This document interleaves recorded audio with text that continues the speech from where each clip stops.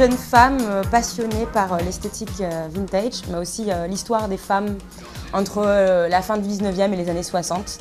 Et petit à petit, comme mon truc à moi, c'était de chanter et de raconter des histoires, je suis devenue un petit peu la présentatrice meneuse de revue et je me suis beaucoup inspirée des meneuses de revue de l'époque, alors des Miss Tinguette, des Josephine Baker et autres. Toutes ces icônes, et je les remanie en fait en leur donnant juste des traits de ma vraie personnalité.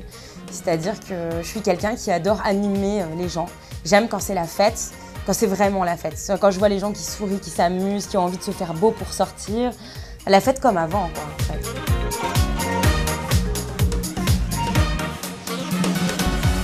Donc, il y a un an, j'ai commencé à être très souvent en Belgique parce qu'on m'a proposé de faire beaucoup de spectacles là-bas.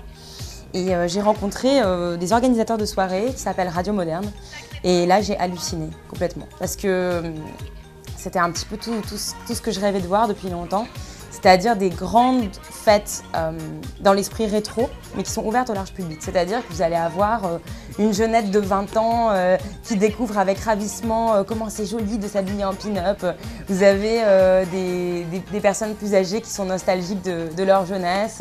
Vous avez des gens qui ont 30-40 ans et qui en ont juste marre de sortir dans des boîtes, donc ils préfèrent aller dans une soirée où l'atmosphère est un petit peu plus conviviale, un petit peu plus intime. Et je pense que donc j'ai écrit le livre sur Radio Moderne et c'est pour ça que j'en parle. Donc c'était une commande de Lido qui est un éditeur belge. Un livre en fait qui s'est voulu j'ai pas voulu parler uniquement de Radio Moderne, mais je l'ai utilisé comme un phénomène. C'est-à-dire que Radio Moderne existe depuis 5 ans. J'ai recensé 50 photos de fêtes et de spectacles. Et à travers ces images, je me suis rendu compte que finalement, je retrouvais un phénomène qui se passe dans toute l'Europe depuis quelques années, mais qui là-bas a réussi à installer une véritable fidélité et a réussi à s'ouvrir au tout public.